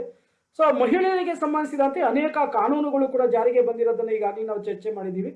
ಸೊ ಉದ್ಯೋಗದಲ್ಲಿ ಮೀಸಲಾತಿಯನ್ನು ಒದಗಿಸಿಕೊಡಲಾಗಿದೆ 15 ಭಾರತ ಸಂವಿಧಾನದ 15 ಮತ್ತು 16ನೇ ವಿಧಿಯಲ್ಲಿ. ಆಮೇಲೆ ಶೈಕ್ಷಣಿಕವಾಗಿ ಅಭಿವೃದ್ಧಿಯನ್ನ ಮಾಡಲಿಕ್ಕೆ 21A ವಿಧಿಯನ್ನ ಸಂವಿಧಾನದಲ್ಲಿ ಜಾರಿಗೆ ತರಲಾಗಿದೆ. ಸಾಮಾಜಿಕ ಮೀಸಲಾತಿಗಳಿಗೆ ಸಂಬಂಧಿಸಿದಂತೆ, ಸಾಮಾಜಿಕ ವಿಷಯಗಳಿಗೆ ಸಂಬಂಧಿಸಿದಂತೆ ಅನೇಕ ಒಂದು ಇಲಾಖೆಗಳನ್ನು ಕೂಡ ಸ್ಥಾಪನೆ ಮಾಡಲಾಗಿದೆ. ಸೊ ಅದರಲ್ಲಿ ಸಮಾಜ ಕಲ್ಯಾಣ ಇಲಾಖೆಯನ್ನು ನಾವಿಲ್ಲಿ ನೆನಪು ಮಾಡ್ಕೊಬಹುದು. ಸೊ ಸಂವಿಧಾನದ 14, 15, 16, 17 ಆಮೇಲೆ 21ನೇ ವಿಧಿ, 46ನೇ ವಿಧಿ, 331, 333 ಈ ರೀತಿಯಾಗಿ ಹಲವಾರು ವಿಧಿಗಳಲ್ಲಿ ಸಾಮಾಜಿಕ ನ್ಯಾಯದ ಚಿಂತನೆಗಳನ್ನ ಹೇಳ್ತವೆ. ಸೊ ಆರ್ಥಿಕ ನ್ಯಾಯದ ಬಗ್ಗೆ ಹೇಳಿದ್ರೆ, ಆರ್ಥಿಕ ಸಮಾನತೆಯನ್ನ ಹೋಗಲಾಡಿಸುವಂತ, ಅಸಮಾನತೆಯನ್ನು ಹೋಗಲಾಡಿಸುವಂತ ಕೆಲಸ ಕಾರ್ಯವನ್ನ ಸಂವಿಧಾನ ಮಾಡಿದೆ. ಸೊ ಮೂಲಭೂತ ಅವಶ್ಯಕತೆಗಳನ್ನು ಎಲ್ಲರೂ ಕೂಡ ಒದಗಿಸಿಕೊಡ್ಬೇಕಾಗಿದೆ. ಜನರ ಜೀವನ ಮಟ್ಟದ ಸುಧಾರಣೆ, ಬಡತನ, ನಿರುದ್ಯೋಗ ನಿರ್ಮೂಲನೆ ಮಾಡೋಂಥ ಕೆಲಸವನ್ನ ಭಾರತ ಸಂವಿಧಾನ ಹೇಳುತ್ತೆ. ಸ್ತ್ರೀ ಮತ್ತು ಪುರುಷರ ಸ್ತ್ರೀಯರ ಮೇಲೆ ಪುರುಷರ ಶೋಷಣೆಯನ್ನ ಹೋಗಲಾಡಿಸೋದು, ಬಡವ ಮತ್ತು ಬಲ್ಲಿದ ಎನ್ನುವ ಅಂತರವನ್ನ ಕಡಿಮೆ ಮಾಡುವಂಥದ್ದು, ಕೂಲಿ ಕಾರ್ಮಿಕರಿಗೆ ಅವಕಾಶವನ್ನು ಕೊಡುವಂಥದ್ದು, ಜಮೀನ್ದಾರಿ ಪದ್ಧತಿಯನ್ನು ಹೋಗಲಾಡಿಸುವ ಸಲುವಾಗಿ ಜಮೀನ್ದಾರಿ ಪದ್ಧತಿ ಕಾಯ್ದೆಯನ್ನು ಜಾರಿಗೆ ತರಲಾಗಿದೆ. ಆರ್ಥಿಕ ನ್ಯಾಯಕ್ಕೆ ಸಂಬಂಧಿಸಿದಂತೆ ಭಾರತ ಸಂವಿಧಾನದ 4ನೇ ಭಾಗದಲ್ಲಿ ವಿಧಿ 36ರಿಂದ 51ರವರೆಗೆ ಚರ್ಚೆಯನ್ನ ಮಾಡಲಾಗಿದೆ. ಸೊ ರಾಜ್ಯ ನೀತಿ ನಿರ್ದೇಶಕ ತತ್ವಗಳಾಗಿದ್ದಾವೆ. ಸೊ ರಾಜಕೀಯ ನ್ಯಾಯದ ಬಗ್ಗೆ ಹೇಳಿದ್ರೆ, ಸೊ ರಾಜಕೀಯ ನ್ಯಾಯ ಬಹಳ ಮುಖ್ಯವಾದದ್ದು. ಸೊ ಮತದಾನ ಮಾಡುವಂಥ ಅಧಿಕಾರ, ಚುನಾವಣೆಯಲ್ಲಿ ಸ್ಪರ್ಧೆಯನ್ನ ಮಾಡುವಂಥ ಅಧಿಕಾರ, ಬೇಕಾದ ಉದ್ಯೋಗವನ್ನು ಪಡೆಯುವಂಥ ಅಧಿಕಾರ, ಸರ್ಕಾರವನ್ನು ಟೀಕೆ ಮಾಡುವಂಥದ್ದು, ಆಮೇಲೆ ಒಳ್ಳೆ ಸರ್ಕಾರವನ್ನ ಬೆಂಬಲ ಮಾಡುವಂಥ ಅಧಿಕಾರ ಕೂಡ ಪ್ರಜೆಗಳಿಗಿದೆ. ಸೊ ಪ್ರಜೆಗಳಿಗೆ ರಾಜಕೀಯ ನ್ಯಾಯ ಬಹಳ ಮುಖ್ಯವಾದದ್ದು. ಸೊ 18 ವರ್ಷ ವಯಸ್ಸಾದಂತಹ ಭಾರತದ ಪ್ರತಿಯೊಬ್ಬ ಪ್ರಜೆ ಕೂಡ ಮತದಾರ ಪಟ್ಟಿಯಲ್ಲಿ ತನ್ನ ಹೆಸರನ್ನ ನೋಂದಣಿ ಮಾಡಿಸಿಕೊಂಡು ತನ್ನ ಪ್ರತಿನಿಧಿಗಳನ್ನ ಆಯ್ಕೆ ಮಾಡುವಂಥ ಅಧಿಕಾರ ಇದೆ. ಸೊ ಹಾಗಾಗಿ ಅದನ್ನೇ ನಾವು ರಾಜಕೀಯ ಅಧಿಕಾರ ಅಂತ ಕರಿತೀವಿ. ಸೊ ಭಾರತೀಯ ಮತದಾರ ತನ್ನ ನೆಚ್ಚಿನ ಸರ್ಕಾರವನ್ನ ಸ್ಥಾಪನೆ ಮಾಡುವಂತಹ ಒಂದು ಅಧಿಕಾರ, ಮತ್ತೆ ಮುಕ್ತವಾಗಿ ಮತ ಚಲಾವಣೆಯನ್ನ ಮಾಡುವಂತಹ ಅಧಿಕಾರ ಭಾರತದ ಪ್ರತಿಯೊಬ್ಬ ಪ್ರಜೆಯೂ ಕೂಡ ಇದೆ. ಇಲ್ಲಿ ಕುಲ, ಜಾತಿ, ಧರ್ಮ, ಲಿಂಗ, ಭಾಷೆ, ಜನಾಂಗ, ಪ್ರಾದೇಶಿಕತೆ ಅನ್ನೋ ಒಂದು ವಿಷಯದಲ್ಲಿ ಅಸಮಾನತೆ ಇಲ್ಲ. ಸೊ 8ನೇ ಬಹಳ ಮುಖ್ಯವಾದಂತಹ ಚಿಂತನೆ ಪ್ರಸ್ತಾವನೆ ಇರುವಂಥದ್ದು ಲಿಬರ್ಟಿ, ಸ್ವಾತಂತ್ರ್ಯ. ಸೊ ಸ್ವಾತಂತ್ರ್ಯ ಅಂದ್ರೆ ಎಲ್ಲ ಬಂಧನಗಳಿಂದ ವಿಮುಕ್ತಿಯನ್ನು ಹೊಂದಿರೋದನ್ನೇ ಸ್ವಾತಂತ್ರ್ಯ ಅಂತ ಕರಿತೀವಿ. ಸ್ವಾತಂತ್ರ್ಯ ಇಲ್ಲದ ವ್ಯಕ್ತಿಯನ್ನ ನಾವು ಪ್ರಾಣಿಗಳಿಗೆ ಹೋಲಿಕೆಯನ್ನ ಮಾಡಬಹುದು. ಇದು ವ್ಯಕ್ತಿಯ ವ್ಯಕ್ತಿತ್ವ ವಿಕಾಸಕ್ಕೆ ಬಹಳ ಮುಖ್ಯವಾಗಿ ಬೇಕಾಗುತ್ತೆ ಹಕ್ಕು ಮತ್ತು ಸ್ವಾತಂತ್ರ್ಯ. ಭಾರತ ಸಂವಿಧಾನದ 19ನೇ ವಿಧಿಯಿಂದ 22ನೇ ವಿಧಿಯವರೆಗೆ ಈ ಒಂದು ಸ್ವಾತಂತ್ರ್ಯದ ಬಗ್ಗೆ ಚರ್ಚೆಯನ್ನ ಮಾಡಲಾಗಿದೆ. 1ನೇ ವಿಧಿಯನ್ನ ಸಂವಿಧಾನದ ಆತ್ಮ ಮತ್ತು ಹೃದಯ ಅಂತ ಕರಿತೀವಿ. 6 ಬಗೆಯ ಸ್ವಾತಂತ್ರ್ಯಗಳ ಬಗ್ಗೆ ಚರ್ಚೆಯನ್ನ ಮಾಡಲಾಗುತ್ತೆ.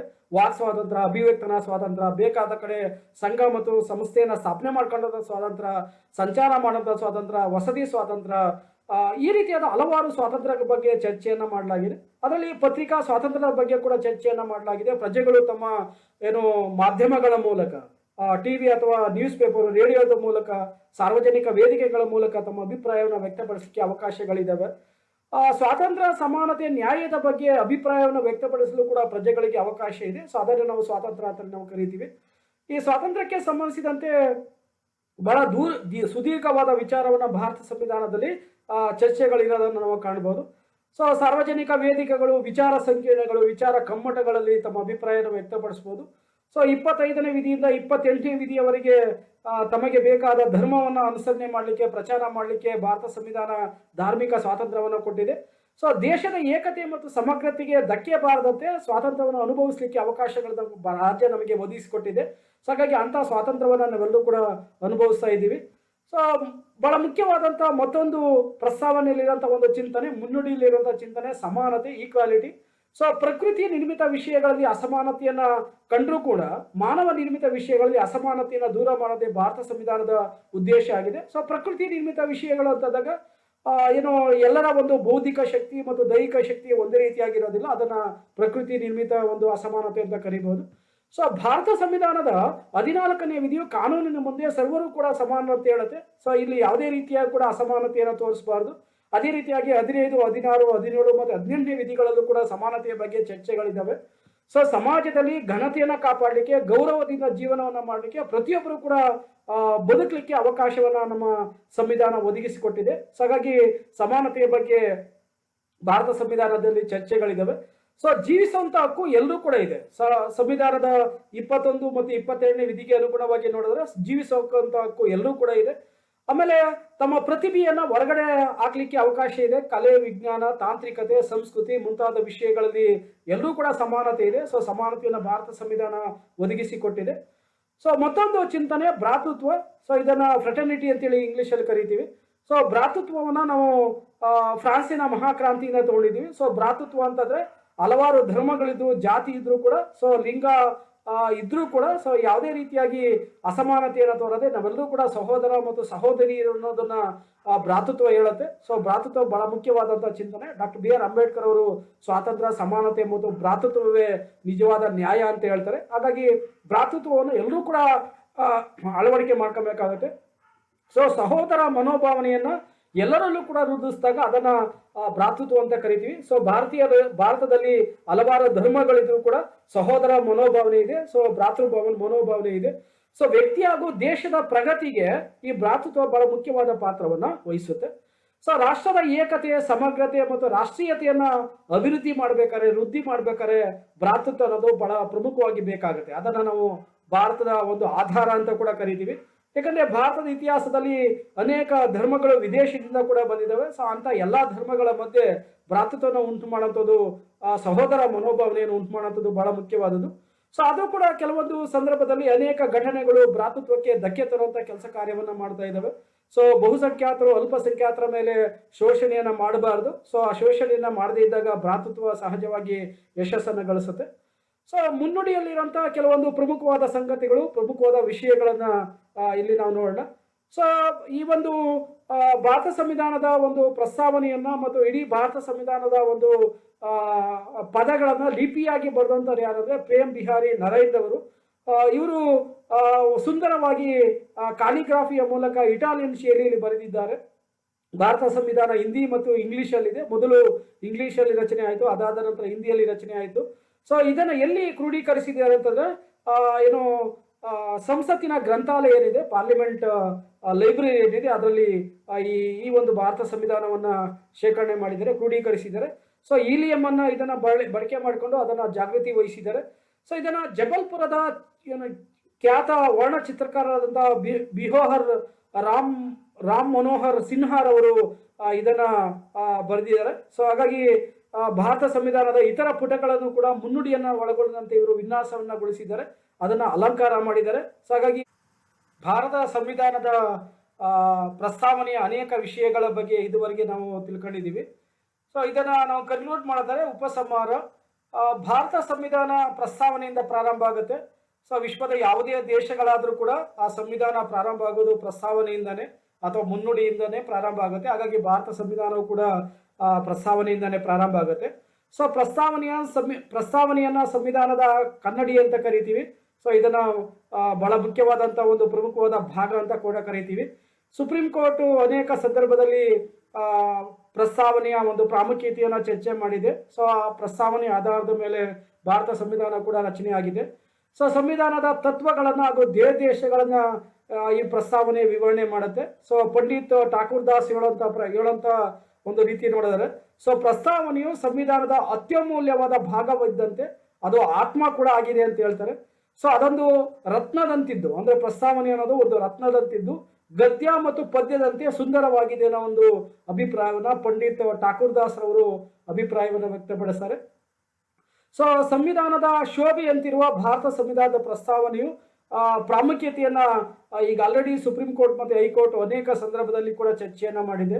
ಸೊ ಸಂವಿಧಾನ ತಜ್ಞರು ಮತ್ತೆ ಸಂವಿಧಾನದ ಪ್ರವೀಣರು, ಅದರ ಜೊತೆಗೆ ಅನೇಕ ರಾಜಕೀಯ ಚಿಂತಕರು ಕೂಡ, ರಾಜ್ಯಶಾಸ್ತ್ರಜ್ಞರು ಕೂಡ ಈ ಸಂವಿಧಾನಕ್ಕೆ ಸಂಬಂಧಿಸಿದಂತೆ, ಪ್ರಸ್ತಾವನೆಗೆ ಸಂಬಂಧಿಸಿದಂತೆ ತಮ್ಮ ಚಿಂತನೆಯನ್ನ ವ್ಯಕ್ತಪಡಿಸಿದ್ದಾರೆ. ಸೊ ಅಲ್ಲಿ ಭಾರತ ಸಂವಿಧಾನದ ಪ್ರಸ್ತಾವನೆಯನ್ನ ಚಿಂತನೆಯನ್ನ ಕಂಪ್ಲೀಟ್ ಮಾಡೋಣ. ಸೊ ಅಲ್ಲಿಗೆ ಇವತ್ತು ಚಿಂತನೆ ಮುಗಿಯುತ್ತೆ. ಸೊ ಇದುವರೆಗೆ ಈ ಒಂದು ಪ್ರಸ್ತಾವನೆಯ ಬಗ್ಗೆ ನೀವು ಮಾಹಿತಿಯನ್ನು ತಿಳ್ಕೊಂಡಿದ್ದೀರಾ. ಸೊ ಧನ್ಯವಾದಗಳು. Thank you.